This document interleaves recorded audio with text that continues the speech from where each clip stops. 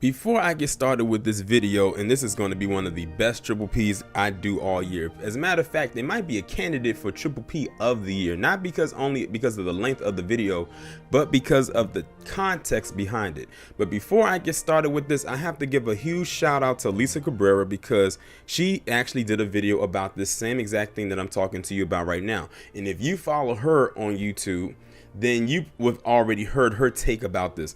But I wasn't about to let her have all the fun. Now, you know, I'm gonna have to come in and do my own little spin on it as well, but we pretty much gonna be talking about the same thing anyway. So she found this article on Washington Post that was talking, as far as I know, it looks like it's the only article talking about it, but that's okay. Where the invaders, because I don't want to call them insurrections, I want to call them what they are, invaders. The invaders came to DC and they went and did what they did at the Capitol. Now, I have said, when I scanned that crowd, I said I bet many of them are broke as hell. They probably are unemployed. They probably live in a trailer park, and you're just pure unadulterated trash. And well, this article that I'm about to read for you is pretty much going to back up my claim, because according to it says that a majority of the people that were at that invasion have some bad financial issues. And I'm talking about years upon financial issues. I'm talking about debts, loans not being paid back, all types of things. And so we're talking about pre-COVID-19.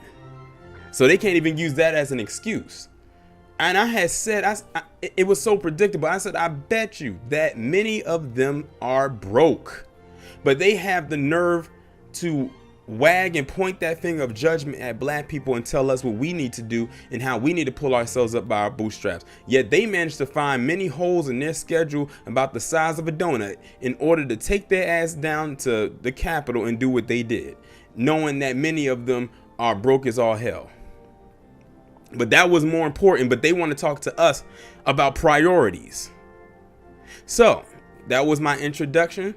So I suggest that y'all sit back, relax a little bit, because we're going to be here a while. I wouldn't be surprised if this video is damn near 30 minutes or more longer, because it is a pretty lengthy article and I want to make sure that I hit on all the key points. Jenna Ryan seemed like an unlikely participant in the mob that stormed the U.S. Capitol on January 6. She was a real estate agent from Texas. She flew into Washington on a private jet, and she was dressed that day in clothes better suited for a winter tailgate than a war.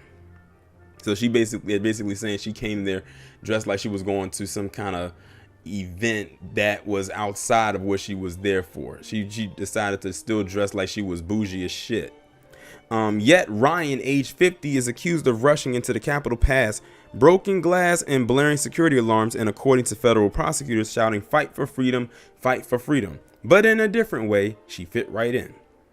Despite her outward signs of success, Ryan has struggled financially for years. She was still paying off a $37,000 lien for an unpaid federal taxes when she was arrested. She nearly lost her home to foreclosure before that. She filed for bankruptcy in 2012 and faced another IRS tax lien in 2010. So this woman has racked up a little over a decade of debt, but managed to find time in her so-called busy schedule to take her ass down to the Capitol in DC in the cold and engage in that foolishness, knowing she had all of that debt racked up. Nearly 60% of the people facing charges related to the Capitol riot show signs of prior money troubles, including bankruptcies, notices of eviction or foreclosure, bad debts, or unpaid taxes over the past 2 decades, according to a Washington Post analysis of public records for 125 defendants with sufficient information to detail their financial histories. The group bankruptcy rate, 18%, was nearly twice as high as that of the American public, the Post found. That is crazy. They're saying that the people that was there at that invasion, debt combined is more than the American public of the people who were not there. That is astronomically high. 18% doesn't seem like a high number, but that's crazy. A quarter of them had been sued for money owed to a creditor, and 1 in 5 of them face losing their home at one point, according to court filings. The financial problems are revealing because they offer potential clues for understanding why so many 45 supporters, many with professional careers and few with violent criminal histories, were willing to participate in an attack egged on by the president's rhetoric painting him and his supporters as undeserving victims. While no single factor explains why someone decided to join in, experts say 45 and his brand of grievance politics tapped into something that resonated with hundreds of people who descended on the Capitol in a historic burst of violence. I think what you're finding is more than just economic insecurity, but a deep-seated feeling of precarity about their personal situation, said Cynthia Miller Idris, a political science professor who helps runs the Polarization and Extremism Research Innovation Lab at American University, reacting to the Post's findings. And that precarity, combined with a sense of betrayal or anger that someone is taking something away, mobilized a lot of people that day. And I'm gonna ask a question that Lisa asked in her video: what exactly are they taking away again? But see, that goes back to the whole Make America Great Again thing. They really want it back to the way it was, but I have a news flash for them. It's not going back to the way it was. No matter how much you complain, how much you cry, how much of a temper tantrum you throw and bitch and all day, it's not going to go back to the way that you want it to be. Many of them that was out there weren't even around during that time. So that's the even craziest part. Some of them were not around. Now, maybe if it was some grandmothers and great grandfathers and whatever, yeah, I can see that.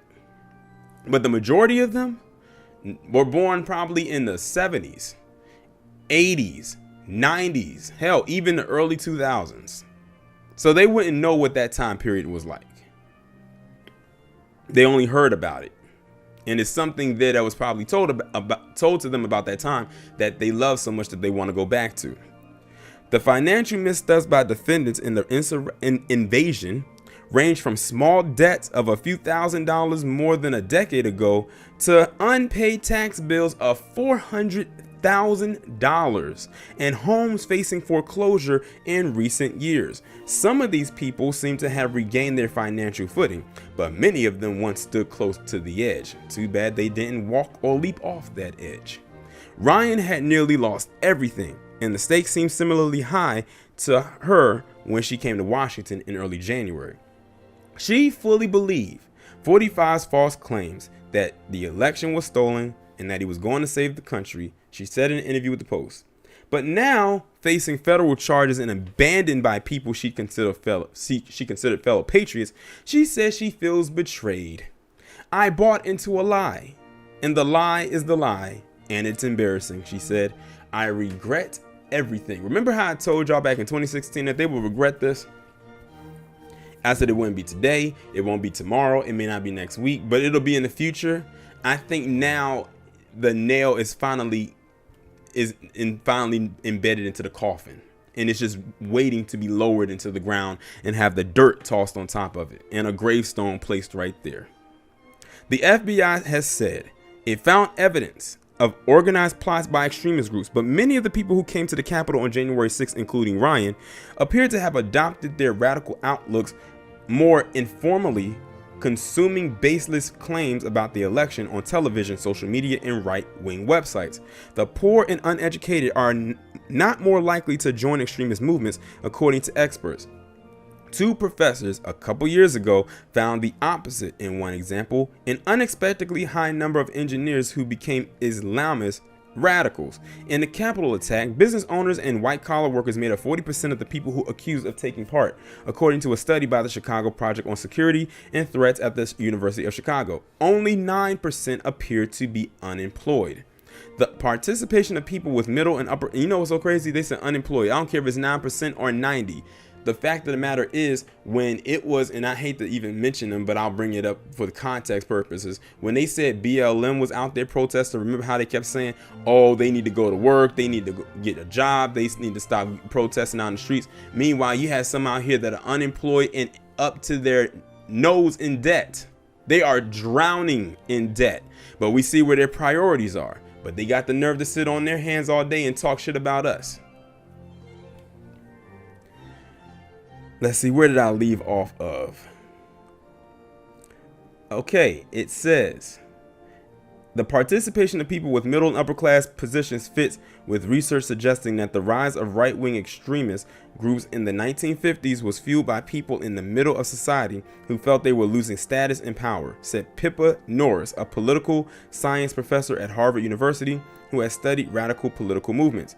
Miller Idris says she was struck by a 2011 study that found household income was not a factor in whether a young person supported the extreme far right in Germany, but a highly significant predictor was whether they had lived through a parent's unemployment.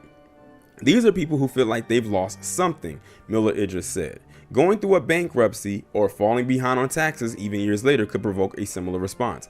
They know it can be lost. They have that history. And then someone comes along and tells you this election has been stolen, Miller Idris said. It taps into the same thing. So basically, these people had all these financial issues. And like I said, it's going back a decade ago or more. So some of them had these problems when 45 was just coming into office, and some of them had it when 44 was still in office and he was still in his first term, like this Jenna Ryan. They said her debt goes back to 2010. That's 2 years into Barack Obama's presidency, and she carried that debt through his second term and through all of 45's term.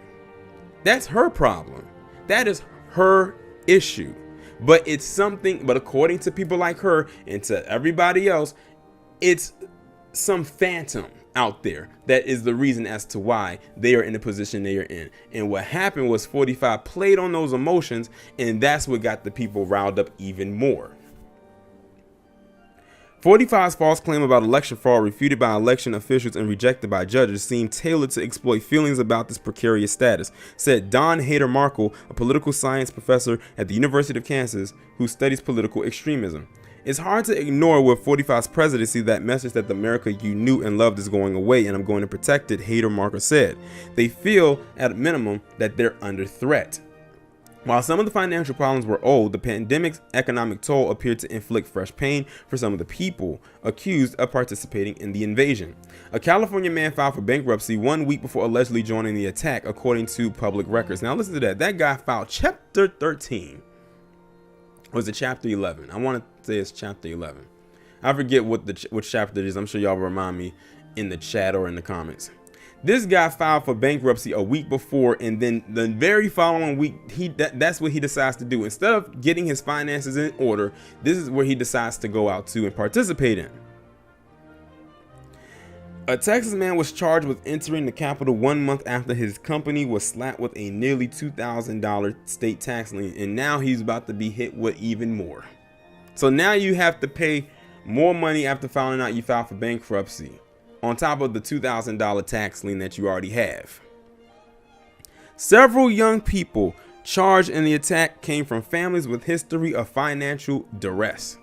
The parents of Riley June Williams, a 22-year-old who allegedly helped to steal a laptop from House Speaker Nancy Pelosi's office, filed for bankruptcy when she was a child, according to public records. A house owned by her mother faced foreclosure when she was a teenager, record shows.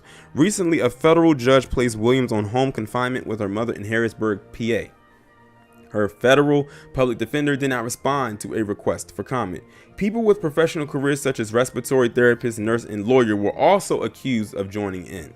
One of them was William McCall Calhoun, age 57, a well-known lawyer in Americus, Georgia, 130 miles south of Atlanta, who was hit with a $26,000 federal tax lien in 2019, according to public records. A woman who knows Calhoun, who spoke on the condition of being anonymous to talk candidly, said he started to show strong support for 45 only in the past year. An attorney for Calhoun declined to comment. Ashley Babbitt, a name we haven't talked about in a couple of weeks, who was shot and killed by police when she tried to leap through a door's broken window inside the Capitol, has struggled to run a pool service company outside San Diego and was saddled with a $23,000 judgment from a lender in 2017, according to court records. See all these people getting all these tax liens and these loans and all of that, but they're not paying them back, but they had enough time to go to DC and do what they did. Man, I hope this video gets shared far and wide with people, because this needs to be put out there. This story needs to have some wiggle room. This story needs to be seen by the masses. Financial problems were also apparent among people federal authorities said were connected to far-right nationalist groups such as the Proud Boys. That right there definitely doesn't surprise me. Dominic Pizzola, who federal authorities said is a member of the Proud Boys, is accused of being among the first to lead the surge inside the Capitol and helping to overwhelm police. About 140 officers were injured in the storming of the Capitol, and one officer, Brian D. Sicknick, was killed. Pizzola of Rochester, New York, also has been named in estate tax warrants totaling more than $40,000 over the past 5 years, according to public records. His attorney declined to comment. The roots of extremism are complex, said Hader Markle. Somehow they've been wrong, they've developed a grievance, and they tend to connect that to some broader ideology. Ryan, who lives in Frisco, Texas, a Dallas suburb, says she was slow to become a big 45 supporter. She's been described as a conservative radio talk show host, but she wasn't a budding Rush Limbaugh. Her AM radio show each Sunday focused on real estate, and she paid for the airtime. She stopped doing the show in March when the pandemic hit, but she continued to run a service that offers advice for people struggling with childhood trauma and bad relationships. Ryan says she said the work was based on the steps she took to overcome her rough upbringing. Twice divorced and struggling with financial problems, Ryan developed an outlook that she described as politically conservative, leaning toward libertarian. But politics was not her focal point until recently. She recalled being upset when President Barack Obama won re-election in 2012, and she preferred Trump over Hillary Clinton 4 years later. But she said she wasn't strident in her support for 45. That changed as the 2020 election approached. She said she started reading far-right websites such as Epoch Times and Gateway Pundit. She began streaming shows such as Alex Jones' InfoWars and former 45 chief strategist Stephen K. Bannon's War Room Pandemic. She began following groundless assertions related to QAnon, a sprawling set of false claims that have coalesced into an extremist ideology. She said she didn't know whether the posts were true, but she was enthralled. Look at that. She wasn't sure if anything that she read had any facts to it, but because she liked what she saw, she played a mind trick on herself to believe that it was. And I believe many of those supporters are the same exact way. It was all like a football game. I was sucked into it, consumed by it, Ryan said. She attended her first ever protest in April, going to Austin to vent about the state's pandemic shutdown orders. That was followed by a rally for Shelley Luther, who gained national attention for reopening her beauty salon in Dallas in defiance of the shutdown. Ryan says she traveled to 45 Save America rally on a whim. A Facebook friend offered to fly her and 3 others on a private plane. They arrived in Washington a day early and got rooms at the Westin Hotel downtown. It was her first trip to the nation's capital. The next morning, on January 6th, the group of friends left the hotel at 6 a.m., Ryan said. She was cold, so she bought a $35 knit snow hat with a 45 emblem from a souvenir shop. Then they followed the crowd streaming toward the National Mall. My main concern was there was no bathrooms. I kept asking, where are the bathrooms? She said, I was just having fun. They listened to some of the speakers, but mostly they walked around and took photos. She felt like a tourist, but they acted like a terrorist. And I threw that in there. They grabbed sandwiches at a Wawa convenience store for lunch. They hired a pedicab to take them back to the hotel. She drank white wine while the group watched on television as Congress prepared to certify the Electoral College votes. They listened to clips of 45 telling rally goers to walk to the Capitol and say, "We fight like hell, and if you don't fight like hell, you're not going to have a country anymore." They decided to leave the hotel and go to the Capitol. Ryan says she was reluctant, but she also posted a video on her Facebook account that showed her looking into a bathroom mirror and saying, according to an FBI accountant for charges, we're going to go down and storm the Capitol. They're down there right now, and that's why we came, and that's what we're going to do, so wish me luck.